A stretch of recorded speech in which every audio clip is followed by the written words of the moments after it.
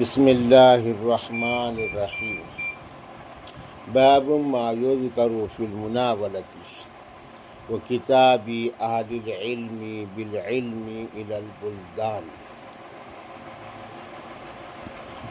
کتاب العلم میں حضرت امام بخاری رحمۃ اللہ علیہ نے یہ 3 ابواب سند ثابت کرنے کے لیے قائم کیے ہیں، اس میں سے یہ تیسرا باب ہے۔ اب اس میں باضابطہ استاذ کی صحبت میں بیٹھ کر علم حاصل کرنے کا ذکر نہیں ہے، اس میں تحریری طور پہ سند کیسے قائم ہوتی ہے، ثابت ہوتی ہے تحریری علم لینے میں، وہ بتائیے۔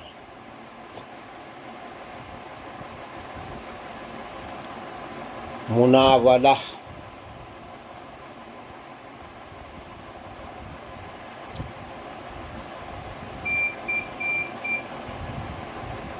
یعنی کوئی کتاب تحریر کیا ہوا، لکھا ہوا، شارح کہہ رہے ہیں، اس کے نیچے انہوں نے وضاحت کیے ہیں، وہی اعلیٰ نوعین، مناولہ اس کی 2 قسم ہے۔ ایک قسم ہے المقرونۃ بالاجازہ، یعنی اجازت اس میں شامل ہو، جیسے استاذ کوئی کتاب طالب علم کو دے اور یہ کہے کہ میں نے فلاں استاد صاحب سے اس کتاب کو سنا ہے،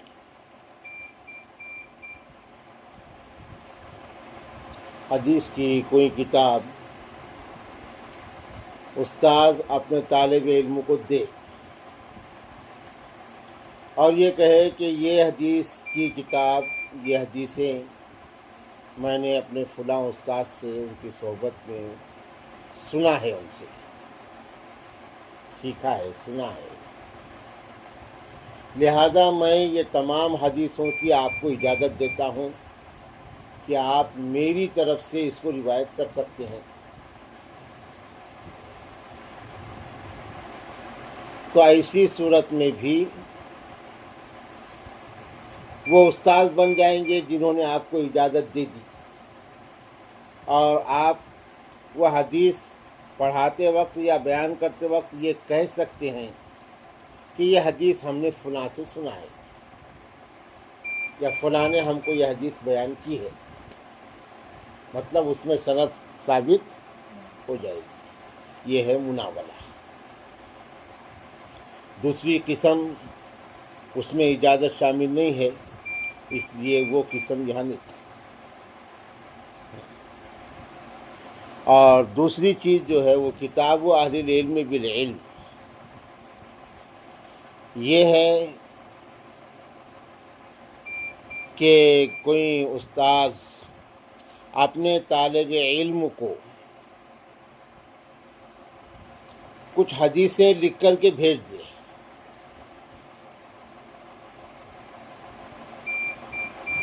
تو اس میں بھی 2 قسم رہیں گی۔ ایک یہ کہ اجازت دے دے، یا پھر اس کو روایت کرنے کی اجازت نہ دے، ان کو پڑھنے کے لیے بھیجے۔ تو جہاں روایت کرنے کی اجازت استاذ طالب علم کو دے کہ یہ میں آپ کی جانب کی کچھ حدیثیں میں نے لکھ کر کے بھیجا ہے، اور یہ حدیثیں میں نے فلاں استاذ صاحب سے سنی ہیں، لہذا میں آپ کو اجازت دیتا ہوں کہ آپ اس کو میری طرف سے روایت کر سکتے ہیں، تو اس میں بھی حدثنا اخبرنا کا استعمال کر سکتے ہیں کہ فلاں صاحب نے ہم سے بیان کیا ہے۔ تو یہ 2 شکلیں ہیں، یہ دونوں شکلوں میں استاذ کی صحبت میں بیٹھ کر علم لینے کا مسئلہ نہیں ہے، بلکہ تحریری شکل میں علم لینے کا مسئلہ ہے۔ تو تحریری شکل میں یا کوئی کتاب کسی محدث کی ہو تو وہ اگر دے اور یہ کہے کہ یہ کتاب ہم نے فلاں سے سنی روایت کی، ہم آپ کو اجازت دیتے ہیں، تو اس میں سند ثابت ہو جائے گی۔ سمجھ میں آیا؟ تو یہ چیز عام طور پر علماء کے حلقے میں ہوتی ہے۔ اب نئے نئے یا مبتدی طالب علم کے لیے یہ چیز نہیں ہوتی، اس کو تو بہرحال یعنی صحبت میں علم حاصل کرنا پڑے گا۔ جو عالم بن جاتے ہیں اور وہ مزید استفادے کے لیے اپنے سے بڑے بزرگوں سے اجازت لیتے ہیں، کوئی حدیث کی کتاب کی، کوئی کتابچے کی، تو وہ ان کو اجازت دیتے ہیں۔ جیسے اب ہم ہیں مثال کے طور پہ، تو ہم کو کسی بزرگ عالم دین نے موطا امام محمد وہ دے دیے ہمارے ہاتھ میں اور کہا کہ یہ کتاب ہم نے فلاں استاد سے پڑھا ہے، ہم آپ کو اس کے روایت کی اجازت دیتے ہیں، تو یہ شکل درست ہے۔ اب ہماری سند وہ استاد سے مل جائے گی۔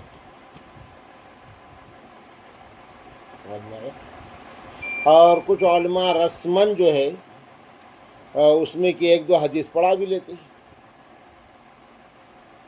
اور باقی اجازت دے دیتے ہیں۔ بہرحال ہر دو صورت میں سند کی اہمیت ظاہر ہو رہی ہے، اور سند کی اہمیت ثابت ہو رہی ہے کہ سند بہرحال علم میں سند بڑی اہمیت رکھتی ہے۔ وہ خاندانی عالم مانا جاتا ہے جس کا شجرہ اور جس کی سند حضور پاک صلی اللہ علیہ وسلم سے ملے اساتذہ کے ساتھ، وہ خاندانی عالم۔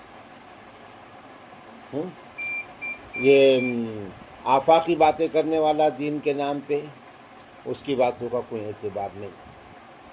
آیا سمجھ میں؟ ہاں، وہ باتیں گمراہی کی طرف لے جائیں گی۔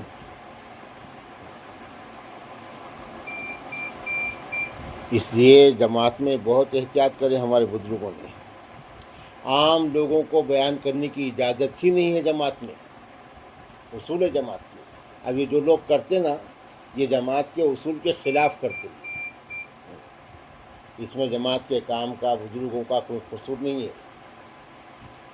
یہ لوگ اپنا لمبے جبے پہن کے، داڑیاں رکھ کے، ٹوپیاں پہن کے، انپھیٹے بن کے یہ جماعت کے اصول کو توڑ رہے ہیں، اور اس سے فتنے پیدا ہو رہے ہیں،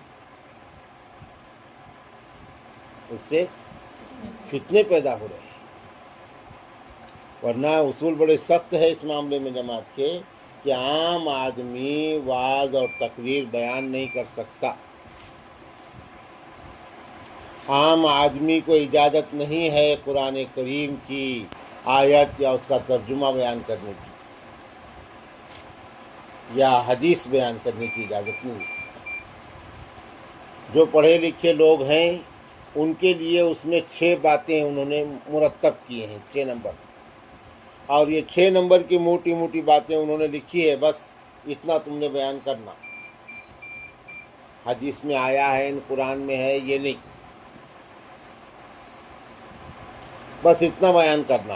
احتیاط کے ساتھ ان کو بتایا جاتا ہے کہ علماء کرام نے قرآن اور حدیث کی روشنی میں چند صفات بتائی ہیں، وہ صفات اپنے اندر داخل کرنے کی کوشش کریں تو انشاءاللہ دین پر چلنا آسان ہو جائے گا۔ یہ بتایا جاتا ہے۔ پہلا کلمہ، نماز، علم اور ذکر، اکرام مسلم، اخلاص نیت، اور اللہ کے راستے میں نکلنا، وقت فارغ کرنا، یہ بتایا جاتا ہے موٹی موٹی۔ دیکھیے، وقال انس نسخ عثمان بن عفان المصاحف فبعث بها إلى الآفاق حضرت عثمان بن عفان رضی اللہ تعالی عنہ نے قرآن کریم کے کچھ نسخے تیار کیے تھے. یہ جمع قرآن کی پوری ایک تاریخ ہے. قرآن کیسے جمع کیا گیا اس کی تاریخ ہے اپنی جگہ پہ، تفصیلی تاریخ ہے. چونکہ صحابہ کے دور میں قرآن جمع نہیں تھا نا، اللہ کے نبی کے دور تک، حضرت ابوبکر کے دور تک قرآن ایسی شکل میں نہیں تھا، سینوں میں تھا صحابہ کے، ہے نا. ان کی عربی زبان تھی، اور قرآن جو لکھا ہوا تھا تو تیرے پاس تھوڑا سا تھا، اس کے پاس تھا تھوڑا، اس کے پاس ایسا تھوڑا تھوڑا تھا لکھا ہوا. کسی کے پاس اونٹ کی، بکرے کی ہڈیوں پہ، شانوں پہ لکھا ہوا تھا، کہیں الگ الگ جیسا چمڑوں پہ لکھا ہوا تھا، ایسی چیزوں پہ. کیونکہ اس دور میں باضابطہ کاغذ کی ایجاد نہیں ہوئی تھی، بعد میں ہوئی. اللہ کے نبی صلی اللہ علیہ وسلم کا وصال ہوا، اور اس کے بعد کچھ حالات آئے مسلمانوں پر، اس میں کئی حفاظ شہید ہوئے، حافظ قرآن. تو کچھ بڑے صحابہ کو تشویش ہوئی، اگر ایسا ہوا اور جن کے سینوں میں قرآن ہے وہ اگر یہ کے بعد دیگر دنیا سے چلے گئے تو اللہ کا کلام تو ہمارے سے نکل جائے گا. اس بات کو سب سے زیادہ شدت سے جنہوں نے محسوس کیا تھا وہ حضرت عمر بن خطاب رضی اللہ تعالیٰ عنہ. حضرت عمر کی خوبی تھی دور اندیشی. تو امیر المومنین حضرت ابوبکر صدیق رضی اللہ تعالیٰ عنہ کو حضرت عمر نے جا کر مشورہ دیا کہ حضرت دیکھیے جنگوں میں کئی حفاظ شہید ہو گئے، اگر ایسی صورتحال رہی اللہ کا کلام تو معاذاللہ مٹ جائے گا، چلو ختم ہو جائے گا. اس لیے اس کو جمع کرنا چاہیے، جمع کرنا. تمہارے پاس جتنا ہے لکھا ہوا وہ شہید ہو گئے تو ان کے پاس کا تو ادھر ادھر کہیں چلے گیا تو وہ رہ جائیں گا نا، تو اس کو جمع کرنا چاہیے. حضرت ابوبکر نے کہا کہ میں کیسے ایسا کام کروں جو اللہ کے نبی نے نہیں کیا. حضرت عمر بار بار ان کو کہتے رہے، حضرت ابوبکر یہی کہتے رہے کہ میں ایسا کام کیسے کروں جو اللہ کے نبی نے نہیں کیا. بہرحال بار بار حضرت عمر کہتے رہے، دوسرے بھی صحابہ نے اپنی رائے دی، حضرت ابوبکر کو بھی شرع صدر ہو گیا، ان کو بھی شرع صدر ہوا کہ ٹھیک ہے کرنا چاہیے. تو پھر حضرت ابوبکر صدیق رضی اللہ تعالی عنہ نے کاتبین وحی کو جمع کیا، جو اللہ کے نبی کے زمانے میں وہی لکھتے تھے، ان کو جمع کیا. اعلان کرایا گیا جن کے پاس قرآن جو بھی ہے وہ سب لا کے دفتر میں جمع کریں، دفتر خلافت میں. اور غالباً 7 کاتبین وہی تھے، ان کی ایک کمیٹی تشکیل دی گئی اور ان کے ذمے یہ کام کیا گیا. تو انہوں نے پوری محنت سے، جانشوشانی سے، تحقیق سے قرآن کریم جمع کیے.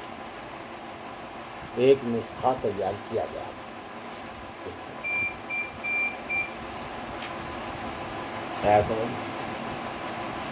اور وہ نسخہ تیار کر کے حکومت کے پاس محفوظ رکھ دیا گیا. قرآن کریم. اب پھر حضرت عمر کا دور آیا، وہی نسخہ تھا محفوظ. باقی تو یاد کر لیں.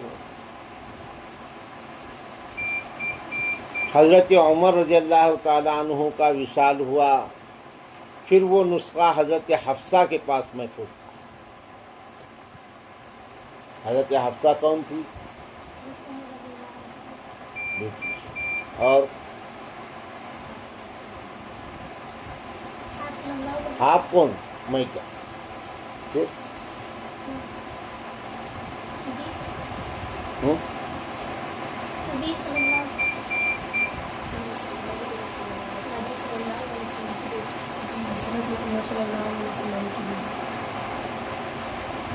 سیدنا محمد رسول اللہ صلی اللہ علیہ وسلم.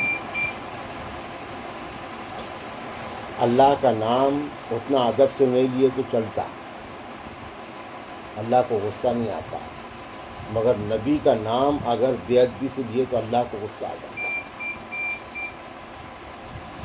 یہ بات یاد رکھنا، ذمہ داری سے بولنا. اللہ کو اگر کسی نے برا بول دیا تو کافر نہیں ہوگا، نبی کو کسی نے برا بول دیا تو وہ کافر ہو جائے گا. اللہ کو اگر کسی نے گالی دے دیا تو وہ کافر نہیں ہوگا. انکار نہیں کر رہا ہو، اللہ کو مان رہا ہے، گالی دے رہا ہے، وہ کافر نہیں ہوگا. نبی کو کسی نے گالی دے دیا تو کافر ہو جائے گا. سمجھ میں آیا؟ تو نام ادب سے لینا.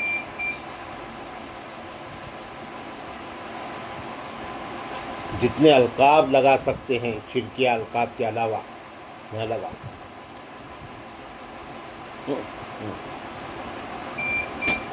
یا صاحب الجمال و یا سید البشر من وجهك المنیر لقد نور القمر لا يمكن الثناء كما كان حقه بعد خدا کوئی قصہ مختصر. آپ کی تعریف جیسی کرنا چاہیے ہم نہیں کر سکتے، بس اتنا کہتے ہیں کہ اللہ کے بعد آپ کا درجہ ہے نا.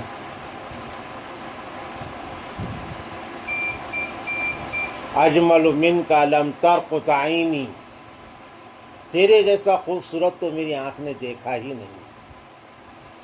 احسن منک لم تلد النساء، تیرے جیسا حسن و جمال کا پیکر تو کسی ماں نے پیدا ہی نہیں کیا. حضرت حسان کا شعر ہے. اردو شاعر نے کہا یہ شمس و قمر ان کے ہی جلووں کے دو رخ ہیں. چاند اور سورج ان کے جلووں کے دو رخ ہے. شاعر بول رہا ہے ایک شان جمالی ہے، ایک شان جلالی ہے. ان کی دو شان ہیں، جمالی اور جلالی. تو چاند ان کی شان جمالی کا پرتو ہے اور سورج ان کی شان جلالی کا مظہر ہے. یہ شاعر کہہ رہا ہے.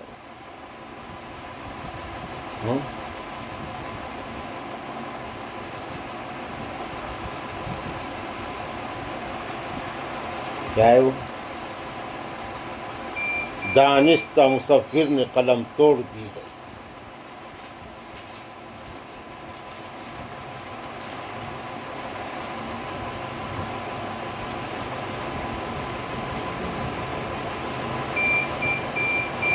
دانستہ مصور نے قلم توڑ دی ہے.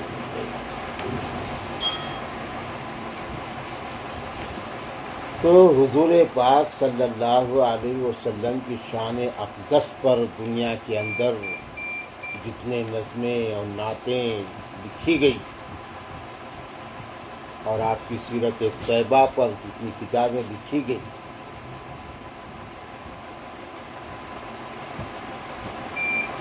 اتنا کسی کے بھی بارے میں نہیں لکھا گیا، اور لکھیں گے بھی کیا کسی کے بارے میں؟ قرآن کی تفسیر کے بعد دنیا میں اگر لکھا گیا تو محمد رسول اللہ کی ذات پر،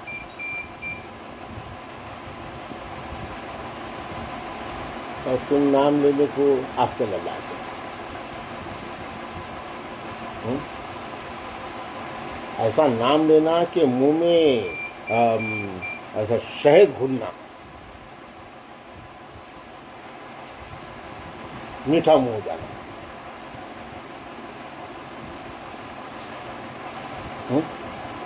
منہ میٹھا ہو جانا، محبوب کا نام برا منہ کر کے لیتے کیوں؟ پورا جسم خوش ہو جاتا. تیرا محبوب کون ہے؟ بول،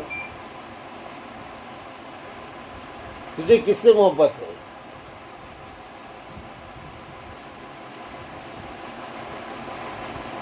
تجھے کس سے محبت ہے؟ ان کا تو ایمان ہی نہیں آیا ابھی. کیا بات، اس کو سوچنا پڑ رہا ہے ان کو.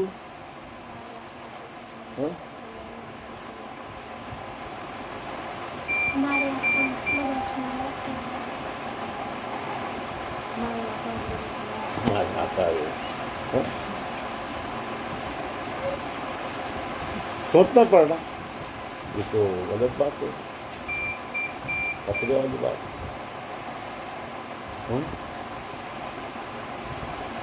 خطرے والی بات، برجستہ کہنا چاہیے، برجستہ، نیند میں بڑبڑ کرنا چاہیے. سمجھ؟ ہاں، باہر کاش.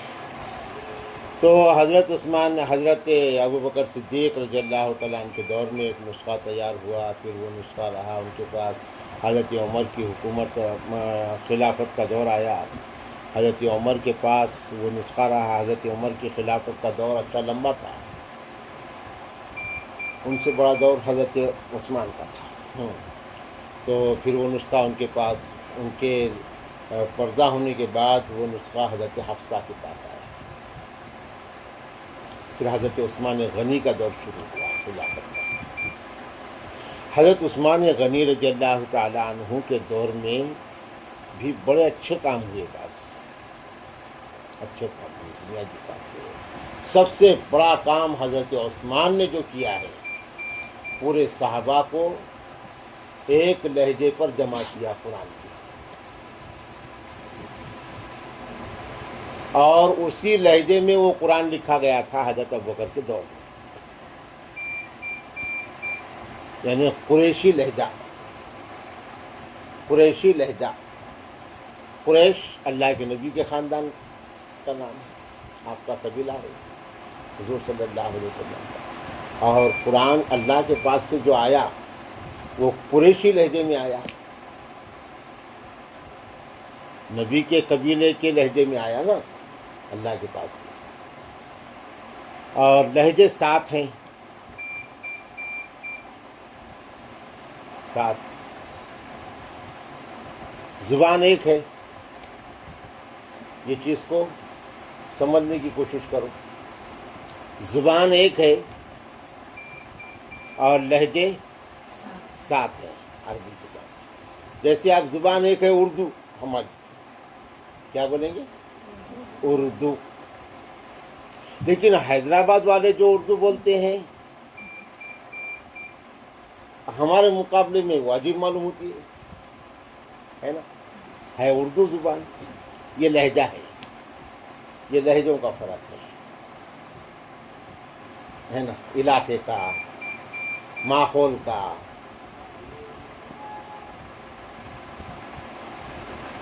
ہم جو بولتے ہیں وہ حیدرآباد والوں کے لیے تھوڑی عجیب لگتی ہے. لکھنؤ والوں کی اردو الگ ہے، اور خود یو پی میں لکھنؤ والوں کی اردو میں اور دوسرے اپنے وہیں کے جو علاقے ہیں ان کے اس میں فرق ہے.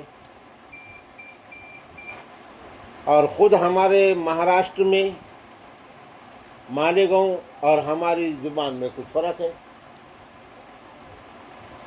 ودربھ والے اور ہماری زبان میں فرق ہے لہجے میں، تو یہ لہجوں کا فرق ہے نا۔ تو قرآن کے معاملے میں یہ اجازت دی تھی اللہ کے نبی نے کہ سب اپنے اپنے لہجے میں پڑھو،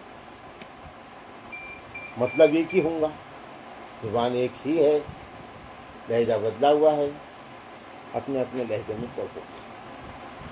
تو عراقی لوگ اپنے لہجے میں پڑھتے تھے، مصری لوگ اپنے لہجے میں پڑھتے تھے، اور ایسا ادھر کے لوگ اپنے لہجے میں پڑھتے تھے۔ حج کے موقع پر یہ جمع ہوتے تھے، قرآن پڑھتے تھے، تو آپس میں عام لوگ جو ہے وہ تھوڑے سے کہیں کہیں لڑ بھی لیتے تھے۔ وہ کہتا تھا کہ نہیں یہ ہے صحیح قرآن، تمہارے لہجے میں پڑھ رہے، یہ ان کے لہجے میں پڑھ رہے، تو تم اپنے لہجے کو صحیح کہہ رہے ہیں یا اپنے لہجے کو صحیح کہہ رہے ہیں، جھگڑ رہے ہیں کہ نہیں یہ صحیح ہے، نہیں یہ صحیح ہے۔ تو قرآن میں لوگ لڑ رہے ہیں، قرآن کے معاملے میں ایسی چیزیں ہو گئی۔ تو یہ چیزیں جب حضرت عثمان غنی رضی اللہ عنہ کے پاس آئی، آپ امیر المومنین تھے، لوگوں نے شکایتیں کیے کہ حج کو لوگ جمع ہو رہے ہیں، کہیں ہوئے تو یہ آپس میں تو لڑ رہے ہیں قرآن کو۔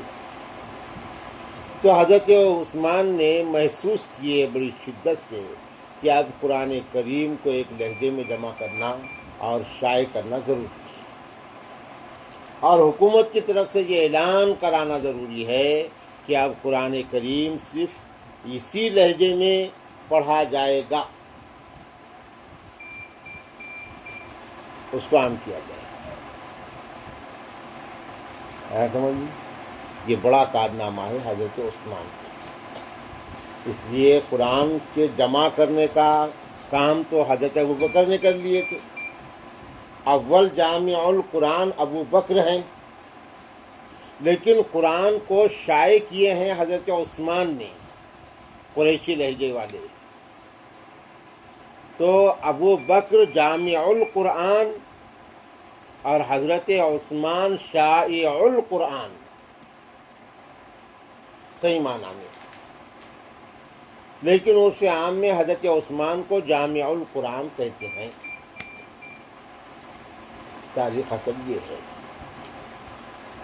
تو حضرت عثمان نے جب قرآن کریم کو شائع کرنے کا ارادہ فرمایا تو ایک میٹنگ طلب کی، بڑے بڑے علماء کی، حفاظ کی، کاتبین وحی کی جو تھے اس وقت، اور میٹنگ طلب کر کے پھر حضرت حفصہ رضی اللہ تعالیٰ عنہ کے پاس جو نسخہ تھا،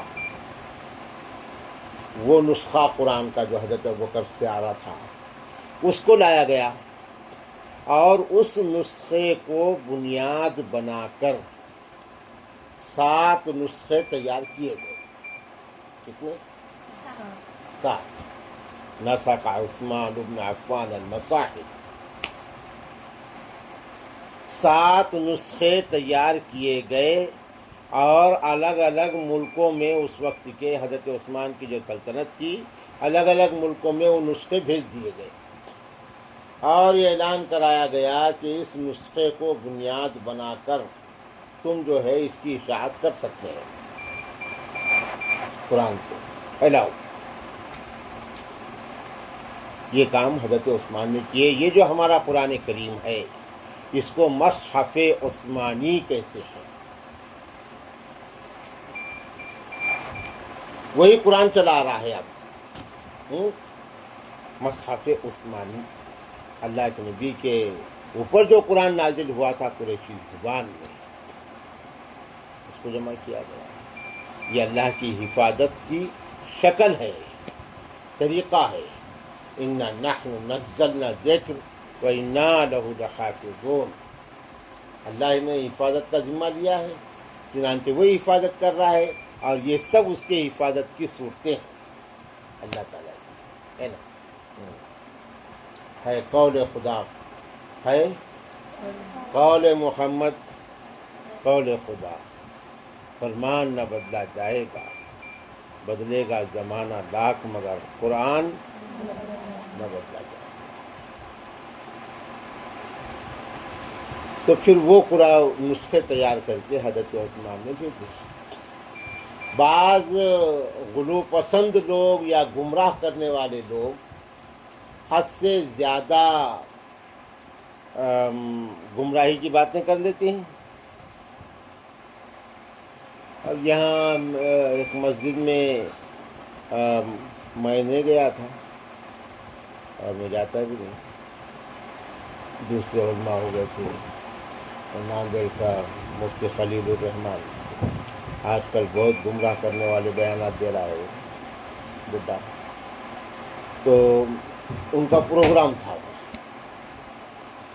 وہ اول فول کچھ بھی باتیں بے سر و پا کی، اور اس کو سمجھنے کا کہ میں بہت بڑا عالم ہوں اور میرے دل میں نازل ہو رہی باتیں،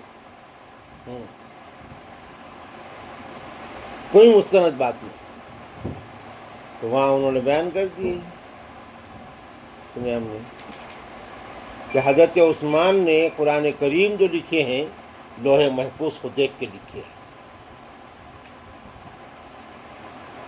اللہ نے لوح محفوظ کھول دیا تھا وہ ان کے لیے اور وہ دیکھ کے لکھے۔ کیا بکواس ہے یہ؟ یعنی صحابہ کی، حضرت ابوبکر کی پوری قربانیوں کو مٹی میں ملا دینا ہو رہا ہے، اور اس کو یہ تعریف سمجھ رہا، صحابہ کی عظمت سمجھ رہا۔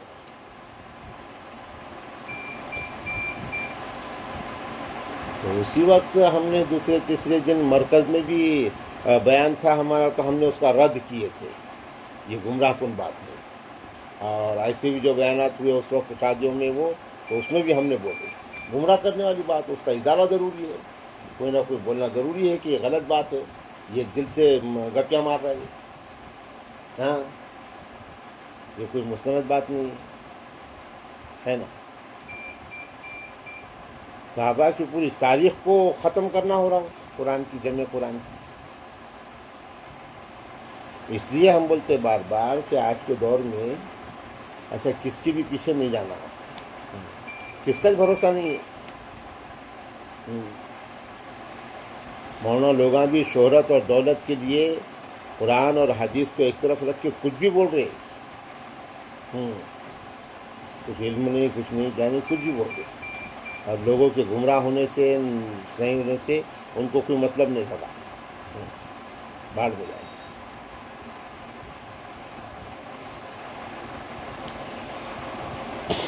تو یہ پیش کیے حضرت امام بخاری رحمۃ اللہ علیہ نے کہ جیسا حضرت عثمان غنی رضی اللہ عنہ نے قرآن کریم کے نسخے تیار کر کے دنیا میں بھیج دیے،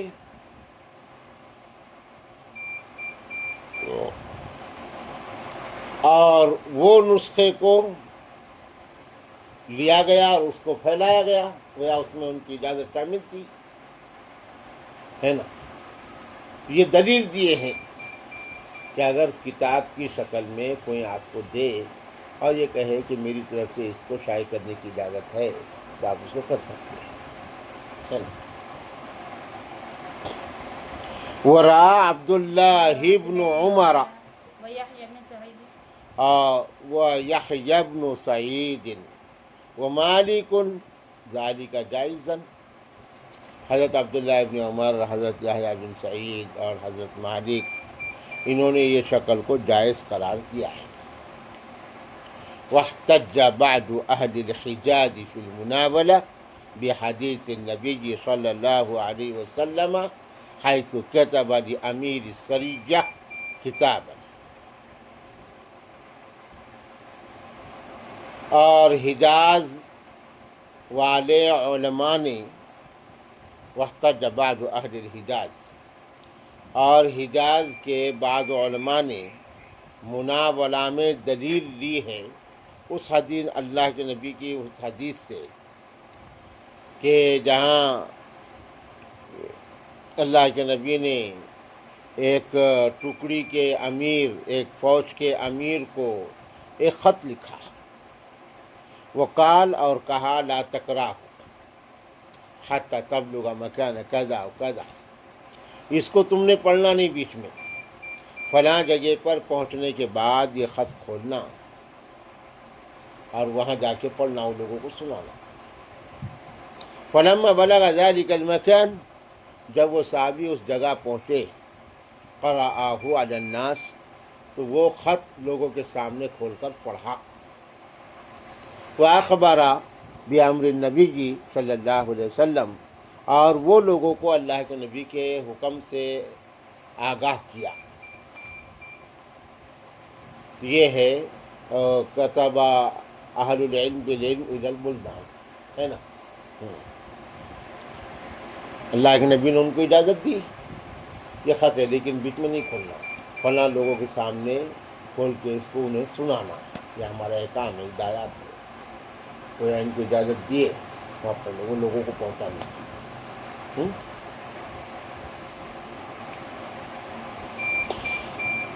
به قال حدثنا اسماعیل بن عبد الله قال حدثني ابراهيم بن سعد عن صالح عن ابن شهاب عن عبيد الله بن عبد الله بن عتبة بن مسعود رضي الله عنهم أن عبد الله بن عباس رضي الله عنه أخبره أن رسول الله صلى الله عليه وسلم بعث بكتابه رجلا وأمره أن يدفعه إلى عظيم البحرين،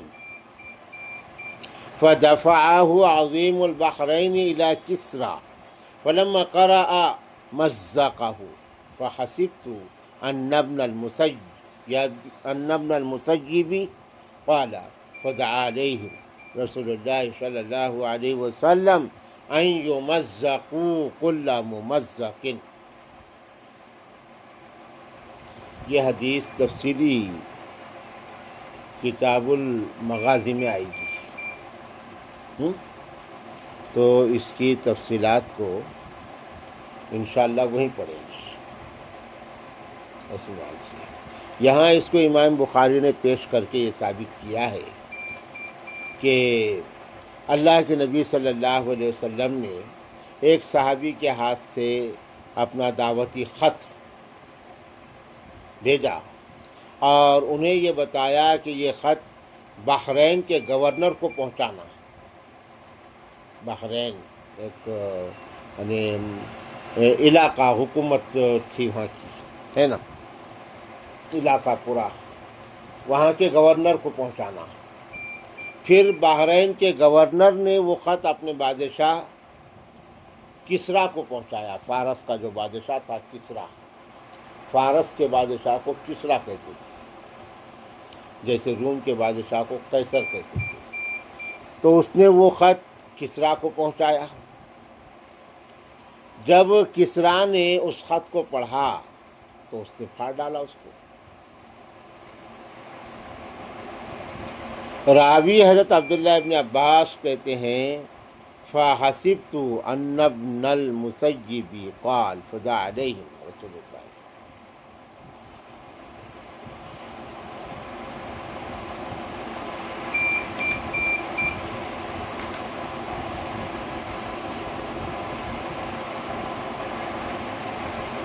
اللہ کے نبی صلی اللہ علیہ وسلم نے جب آپ کو یہ بات معلوم ہوئی کسریٰ نے ایسا کیا تو بدعا دی،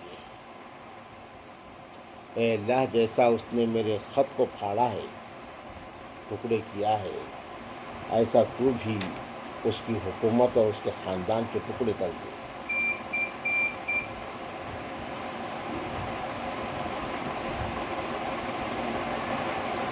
چنانچہ بہت برا انجام ہوا بعد میں، کسریٰ کا خاندان ختم ہو گیا، حکومت ختم ہو گئی، خاندان سے نکل گئی، پورا زوال آ گیا۔ اللہ کے نبی نے جو بدعا دیے یہ اپنی ذات کو تکلیف ہونے پر نہیں دیے، اس نے اللہ کے دین کی توہین کیا، دعوتی پیغام کو پھاڑا، اور وہ اللہ کے دین کی دعوت تھی، ہے نا۔ اس سے کوئی مطالبہ نہیں تھا اللہ کے نبی کو مال کا، پیسوں کا، وہ خط نہیں تھا، وہ تو اللہ کے دین کی دعوت تھی۔ دعوت کی راہ میں رکاوٹ ہی نہیں بنا، بلکہ اس نے توہین کیا اللہ کے دین کی اور دعوت کی، اس لیے اللہ کے نبی صلی اللہ علیہ وسلم نے اس کے حق میں فتویٰ کی، ختم ہو گیا۔ وہاں آئے گی اس کی تفصیلات، اس موقع پر انشاءاللہ بتائیں گے۔ یہاں امام بخاری نے صرف اس حد تک بیان کیا ہے، یعنی خط بھیجنا ہے نا، اور وہ خط صاحب معاملہ کو پہنچانا،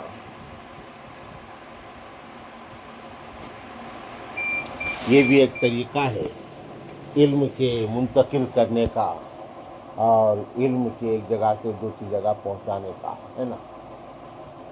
به قال حدثنا محمد بن مقاتل ابو الحسن قال حدثنا عبد الله قال اخبرنا شعبة عن قتادة عن انس بن مالك رضي الله عنهم قال كتب النبي صلى الله عليه وسلم كتابا او اراد ان يكتب فقيل له انهم لا يقرؤون كتابا الا مختوما فاتخذ خاتما من فضة نقشه محمد رسول الله كأني أنظر إلى بياضه في يدي فقلت لقتادة من قال نقشه محمد رسول الله قال أنس۔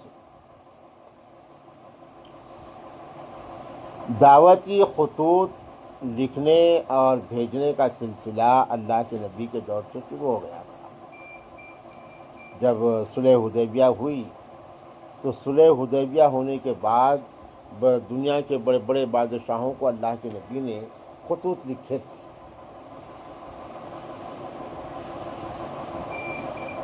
حضرت انس بن مالک رضی اللہ عنہ نے کہا کہ اللہ کے نبی صلی اللہ علیہ وسلم نے ایک خط لکھا، او اراد ان یکتب، یا اللہ کے نبی نے چاہا کہ ایک خط لکھے بادشاہ کے نام، تو حضور صلی اللہ علیہ وسلم سے کچھ صحابہ نے کہا اس علاقے کے کہ حضرت وہاں کے لوگ سادہ تحریر کو اہمیت نہیں دیتے،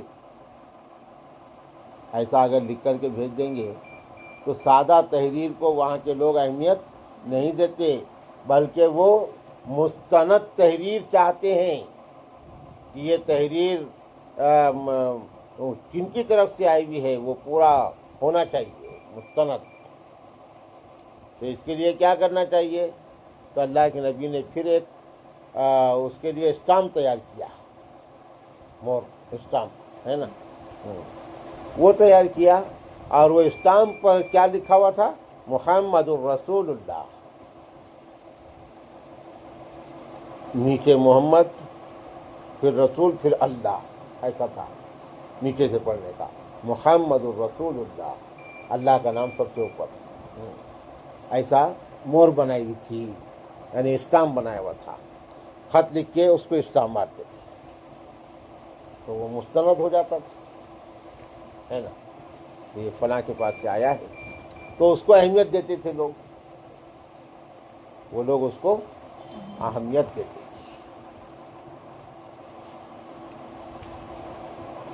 بہرکیف امام بخاری رحمۃ اللہ علیہ نے یہ ایک چیز رہ گئی تھی، اس کو بھی ثابت کیا کہ کتاب کوئی استاد اور محدث اپنے کسی معتبر شاگرد کو دے اور وہ کتاب کی سند کی اجازت دے تو اس سے بھی سند قائم ہوتی ہے۔ اسی طرح کوئی تحریر وغیرہ یہ دے اور وہ ہدایت دے کہ یہ تحریر آپ جو ہے میری طرف سے اس کو سنا سکتے ہیں، بیان کر سکتے ہیں، تو اس سے بھی سند ثابت ہوتی ہے، آپ جو ہے وہ علم کو نقل کر سکتے ہیں۔